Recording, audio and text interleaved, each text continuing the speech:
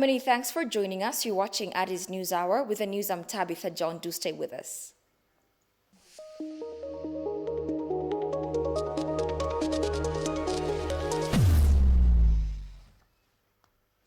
President Sahle-Work Zewde took part in the inauguration of Congo-Brazzaville's president, Denis Sassou Nguesso. The inauguration of the re-elected incumbent president took place in Brazzaville yesterday and was attended by leaders from more than 20 countries. President Sahle-Work also held discussion with leaders on the sideline of the inauguration ceremony. The discussion focused on the Grand Ethiopian Renaissance Dam, Ethiopia-Sudan border dispute, latest development in northern part of Ethiopia, and upcoming general elections.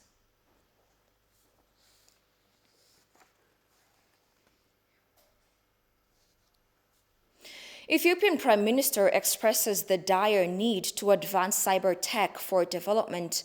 The Premier expressed this as he inaugurated the new headquarters of the Information Network Security Agency today. Haptam Washagwe has more.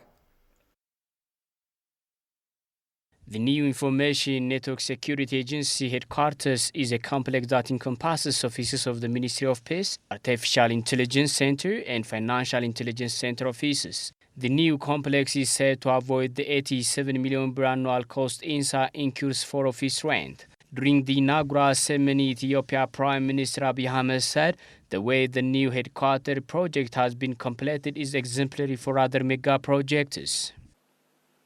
ለክራይ ለማውጣት በነበረው ፍላጎት ስራው እንዲጓተት የተደረገ ቢሆንም Despite extended delay of the construction of this headquarters due to corrupt interests to gain from renting office buildings, I'm very much delighted to see the completion of this headquarters. In like manner, I'm hopeful we can achieve the prosperity of Ethiopia by overcoming many challenges like the construction of these headquarters. I personally believe that the time is coming for Ethiopia to be an exemplary to other African countries in the future. I want to express that the time is not far to see all positive progress and achievements like this building. The Prime Minister also expressed the dire need to advance cyber tech for development like in other parts of the world.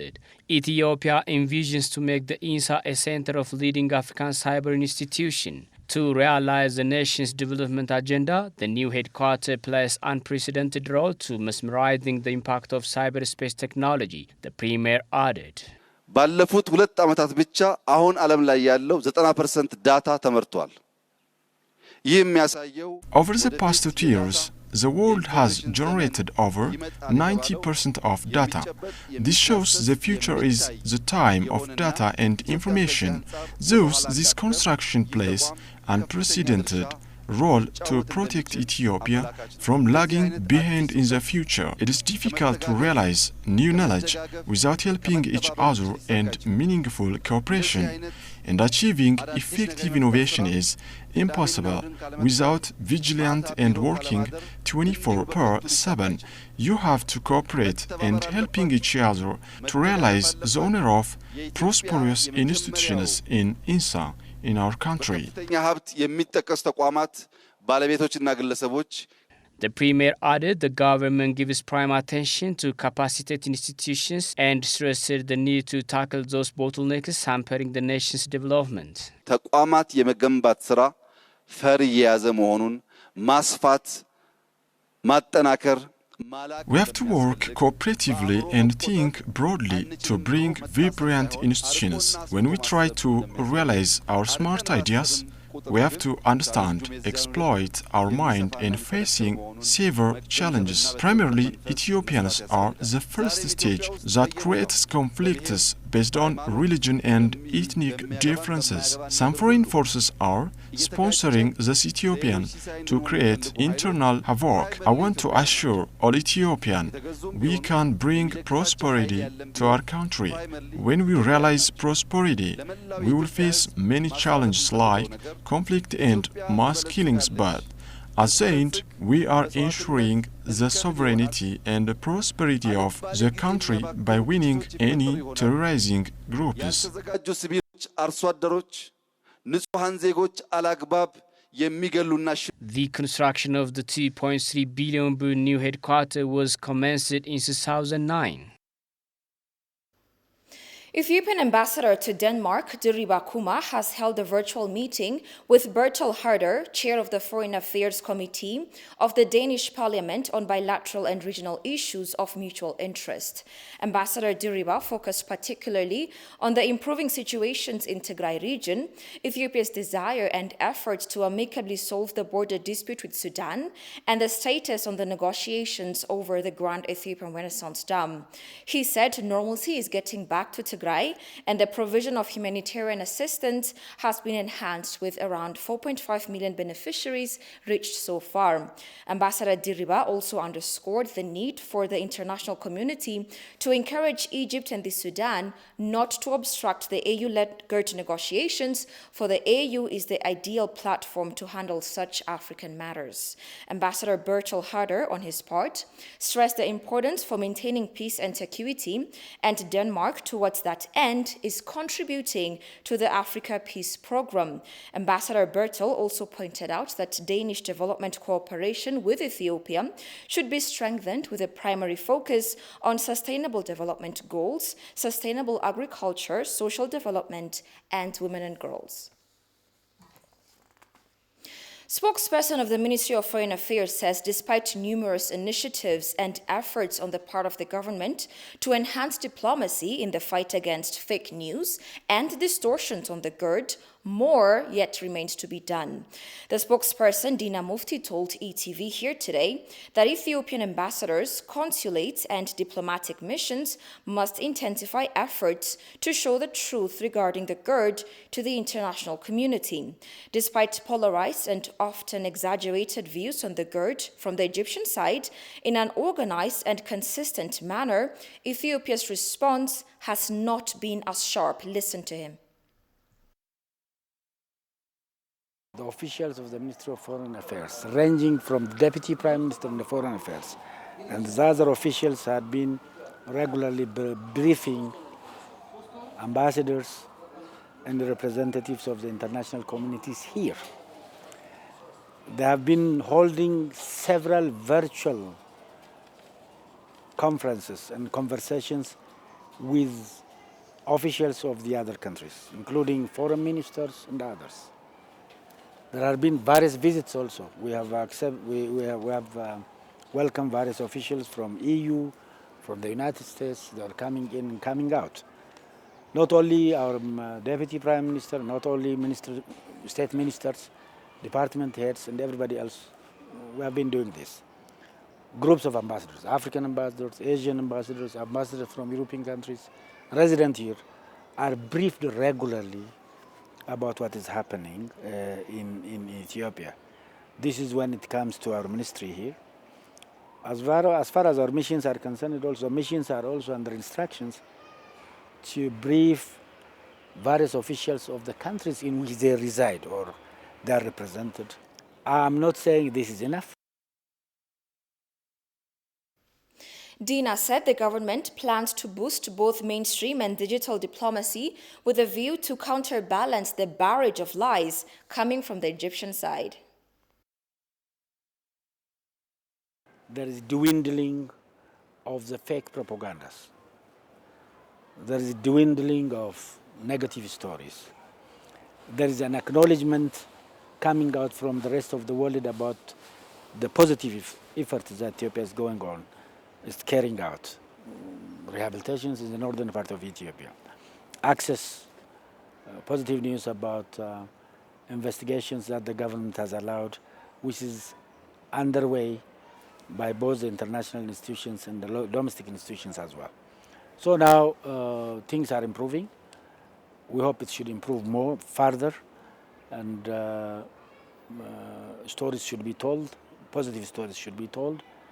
But still, those on the payrolls who are out to tarnish the image of the country should continue their duties, because that is their day-to-day activities as well. The success of Ethiopia is the success of the region. The international community also should support Ethiopia, because it's a country that It's a country that has a lot to offer in terms of stability of the region.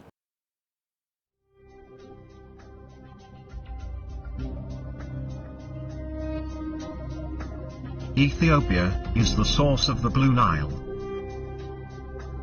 and contributes over 85% of the Nile's stream flow. To this day, Egypt and Sudan are using 100% of the water, sticking to their 1959 colonial agreement between them. Not being signatories, Ethiopia and other upstream states do not recognize this agreement. Ethiopia is at the eve of completing the Great Renaissance Dam.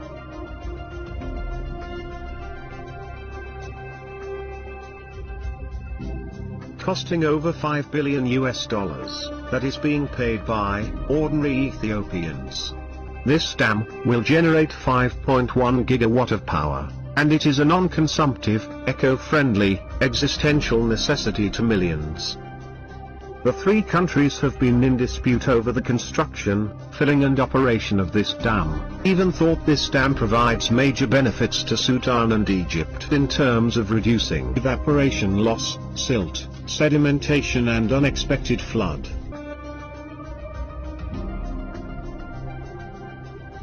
This dam is not just about generating power.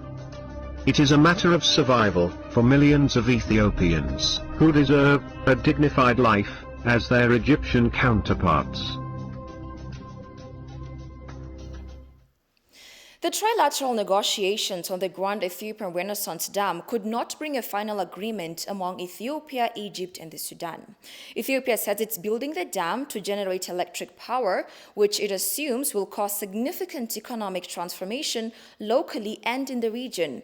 It also says the Nile waters must be used equitably among all riparian countries based on international principles of using transboundary rivers. However, Egypt and Sudan are not basing their negotiation points on these global principles. The recent negotiation event in Kinshasa, which was chaired by the AU president, also ended without bearing fruit. Now, to reflect on this, joining us over the phone is Surafil Getahun, a political science and international relations researcher from Dire Dawa University.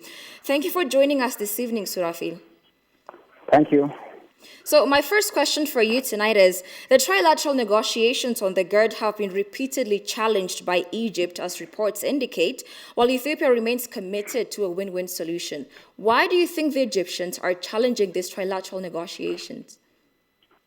Okay, thank you. As you know, concerning Nile, any discussion concerning Nile, the use of Nile has been challenged by Egypt because of Egypt has always fully claimed historical right over its water, including the right to veto any attempt to utilize the river by upstream countries.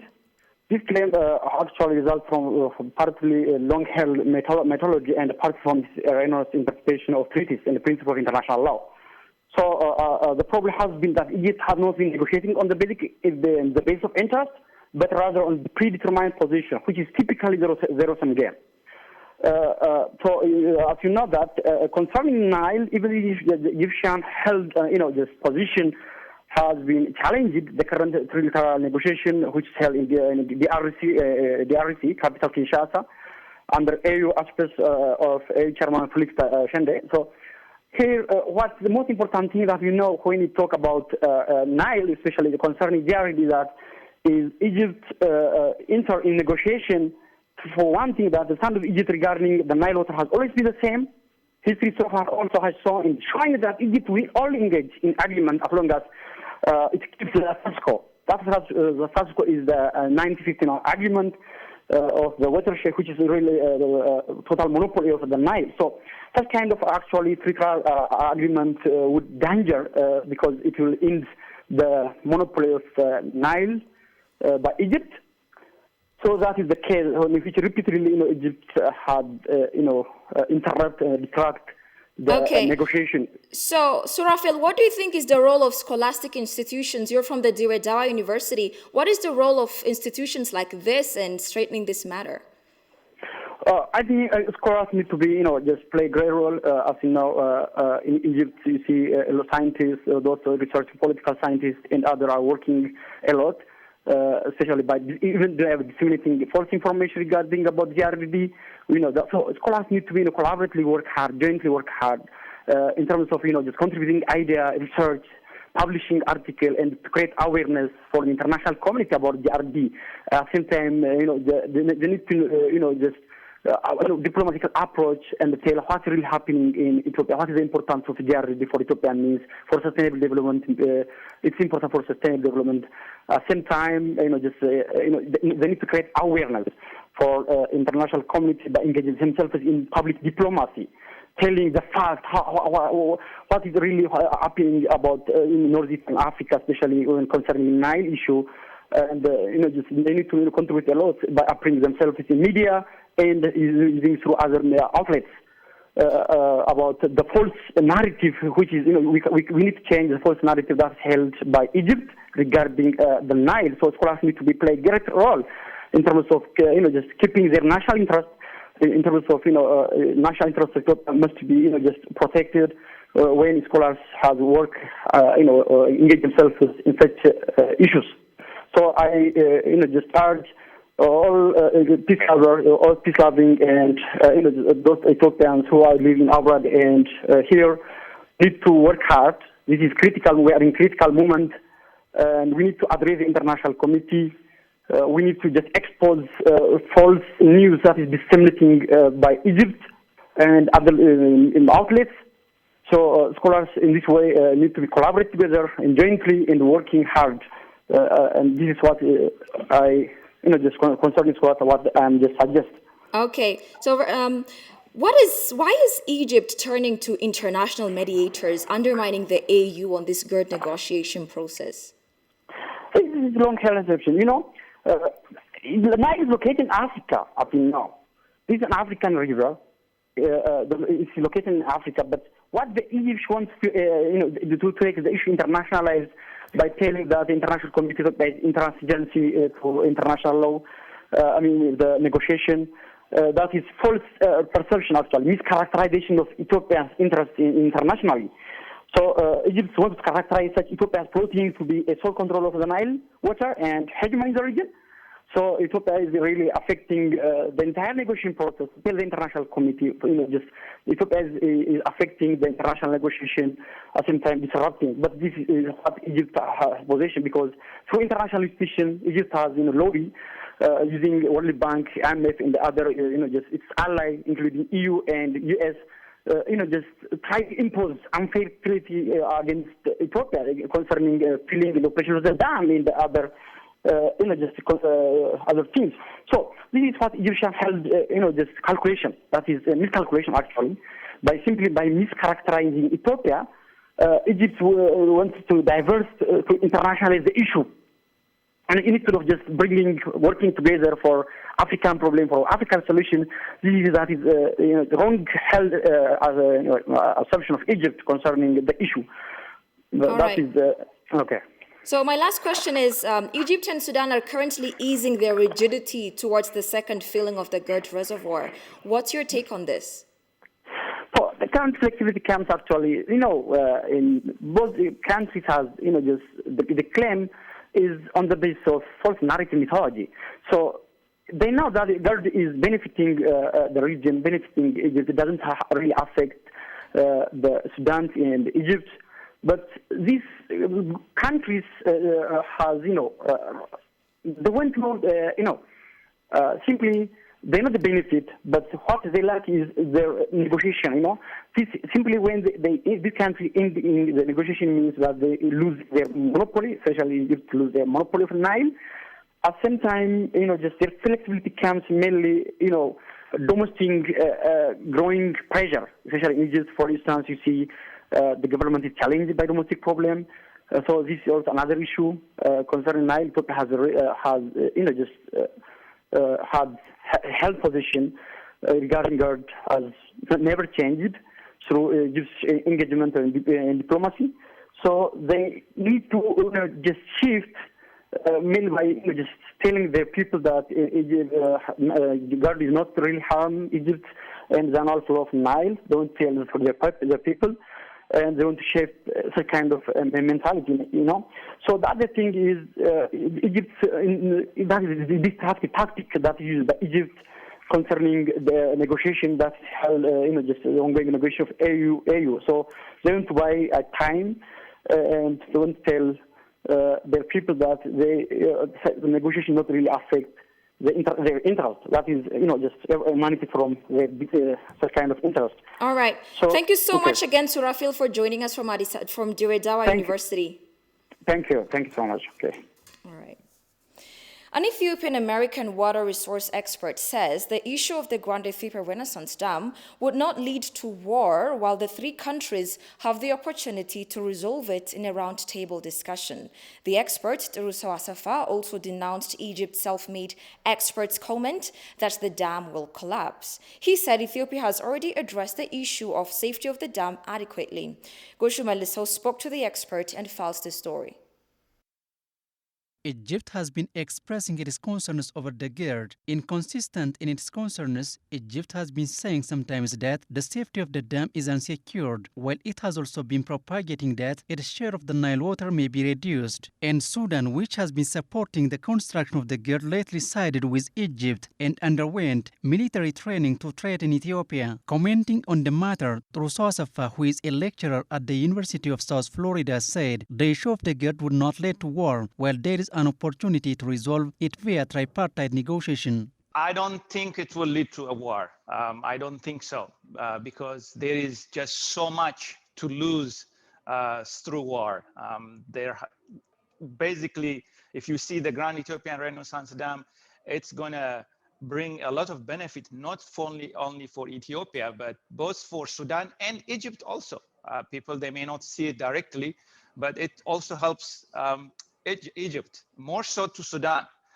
There is so many benefit on that. Their own recent research that 2 weeks or 3 weeks ago showed that their GDP could grow between $1 to $2 billion from now all the way in 40 years.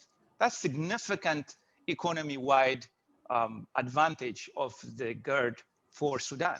Why would you want to go to a war and destabilize the whole region? So I'm hopeful. I don't think they will go to war. I think this is an issue. It's not simple, it's complex, but solvable. And I don't think the solution is to go to war. The expert also denounced Egypt's self-made expert, commenting that the dam will collapse, saying Ethiopia has already addressed the issue of the dam safety. The safety of the Grand Ethiopian Renaissance Dam has been raised a long time ago, and this has already been settled.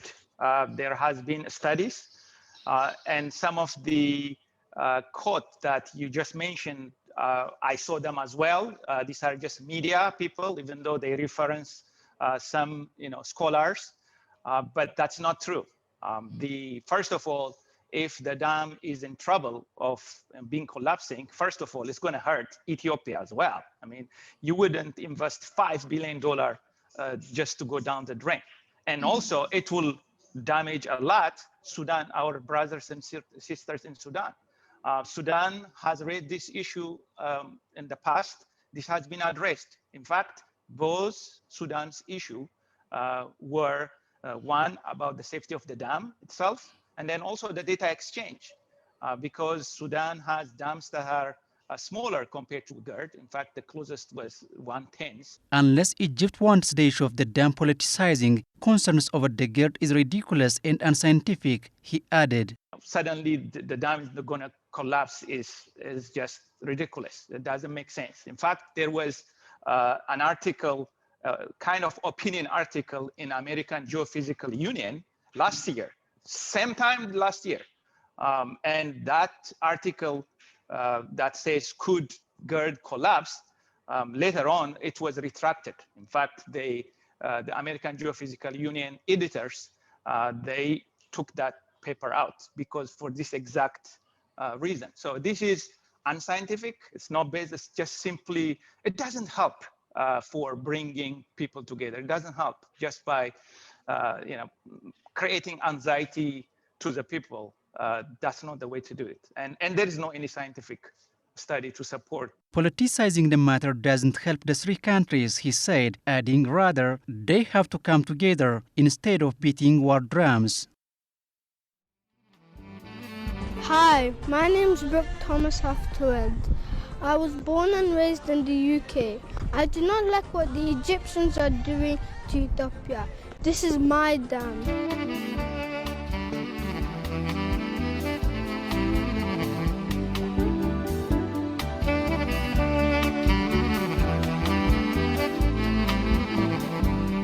It's my dam. It's my dam. It's my dam. It's my dam. It's my dam. It is my dam. It is my dam. It's my dam.